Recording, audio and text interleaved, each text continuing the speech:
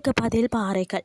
உலகின் விசித்திரமான கோபி பாலைவனம் பற்றி தெரியுமா? வாங்க பார்க்கலாம். மங்கோலிய மொழியில பார்த்தீங்கன்னு சொன்னா நீர் இல்லாத இடம் என பொருள்படும். கோபி பாலைவனம் உலகின் 5வது பெரிதும், ஆசியாவின் 2வது பெரிதும்.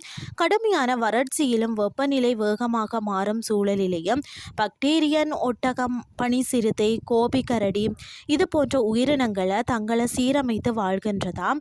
அதாவது பார்த்தீங்கன்னா சக்சால் மரங்கள் போன்ற தாவரங்களும் இங்கு வளர்க்கிறதா. பாலைவனம் என்று சொன்னாலே நம்மளுடைய நினைவுக்கு வாரது என்ன? சுட்டரிக்கக்கூடிய வெயிலும் பறந்து விரிந்த மணல் பரப்பும் தான் இல்லையா? ஆனால் அதற்கு முற்றிலும் மாறான ஒரு தனித்துவமான தன்மையை கொண்டது தான் கோபி பாலைவனமாம். ஆசிய கண்டத்திலேயும் நடுப்பகுதியில் அமைந்துள்ள இது உலகின் மிக முக்கியமான மற்றது விசித்திரமான குளிர்ச்சியான பாலைவனங்களில் ஒன்றாகும். மணல் குன்றுகளுக்கு பதிலாக பாறைகளும், சுட்டரிக்கக்கூடிய வெயில்களுக்கு பதிலாக உறைபனி காற்றும் வீசக்கூடிய இந்த விந்தியான நிலப்பரப்பு குறித்து நாம் இன்றைக்கு பார்க்கலாம். கோபி பாலைவனம் கிழக்கு ஆசியாவில் மங்கோலியாவின் தெற்கு பகுதிகளையும் மற்றது சீனாவின் வடக்கு மற்றது வடமேற்கு பகுதிகளையும் பறந்து விரிந்திருக்கிறது. சுமார் 1.3 மில்லியன் சதுர கிலோமீட்டர் பரப்பளவு கொண்ட இது உலகிலேயே 5வது பெரிய பாலைவனமாகவும் ஆசியாவின் 2வது பெரிய பாலைவனமாகவும் திகழ்கிறதா. மங்கோலிய மொழியில் கோபி என்றால் நீர் இல்லாத இடம் அல்லது பெரிய பாறை சமவெளி என்று பொருளாம். அதன் பேருக்கேற்பவே இங்குள்ள 95% நிலப்பரப்பு பார்த்தீங்கன்னா வெறும் பாறைகளாலும் வறண்ட சமவெளிகளாலும் ஆனது. வெறும் 5% மட்டும்தான் பார்த்தீங்கன்னா மணல் குன்றுகள் நிறைந்து காணப்படுகிறது. இது பார்த்தீங்கன்னா கடல் மட்டத்தில் இருந்து சுமார் 3000 முதல் 5000 அடி, அதாவது 910 தொடக்கம் 1520 மீட்டர் உயரமுள்ள ஒரு பெரிய பீடபூமியில் அமைந்துள்ளது. உயரம் அதிகரிக்க அதிகரிக்க வெப்பநிலை குறையும் என்ற விதிப்படி இந்த உயரமான அமைவிடமே இதன் கடும் குளிருக்கு முக்கிய காரணமாகிறதா. அது மட்டும் இல்லாமல் பார்த்தீங்கன்னு சொன்னால் இந்திய பெருங்கடலில் இருந்து வீசக்கூடிய ஈரப்பதம் மிக்க காற்று தெற்கே உள்ள இமயமலை தொடர்கள் தடுத்து விடுகிறதா.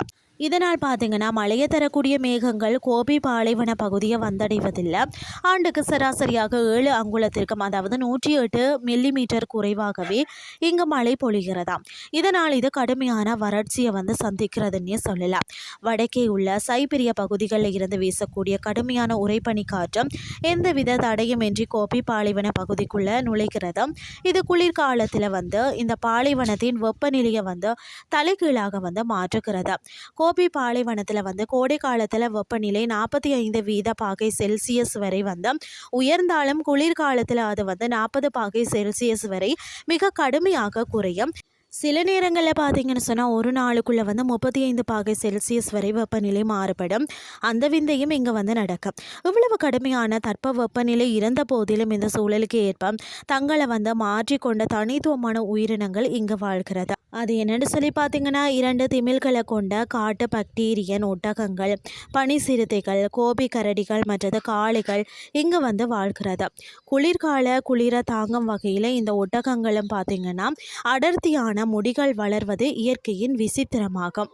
மிக குறைந்த நீரை பயன்படுத்தி வளரக்கூடிய, அதாவது சக்சால் மரங்கள் மற்றும் சிறிய புதர் செடிகள் மட்டுமே இந்த பாலைவனத்தில் காணப்படுகிறது. பண்டைய காலத்தில் ஆசியாவையும் ஐரோப்பாவையும் இணைத்த புகழ்பெற்ற பாட்டு பாதை இந்த பாலைவனத்தின் வழியாகவே அமைந்திருந்தது. வர்த்தகர்கள் மற்றும் பயணிகள் இந்த ஆபத்தான குளிர் பாலைவனத்தை கடந்து தான் பயணம் செய்தார்களாம்.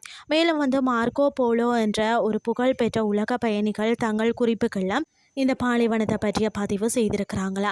கோபி பாலைவனம் என்பது இயற்கையின் அதீத மாறுபாடுகளையும் சவால்களையும் தாங்கி நிற்கும் ஒரு புவியியல் அதிசய மகுடமாகும். கடுமையான உறைபனி குளிரும் வறண்ட பாறை சமவெளிகளும் கொண்ட இந்த பாலைவனம் பூமியின் பல்லுயிர் பெருக்கத்திற்கும் காலநிலை சமநிலைக்கும் இன்றும் ஒரு முக்கிய அரணாக திகழ்கிறது. இன்றைய கிறிஸ்டி உங்களுக்கு பிரயோசனமாக அமைஞ்சிருக்கும்னு சொல்லி நான் நம்புறேன். இதே மாதிரி மற்றும் ஒரு கிறிஸ்டின் வேலைக்கு உங்களை சந்திக்கிறேன். நன்றி.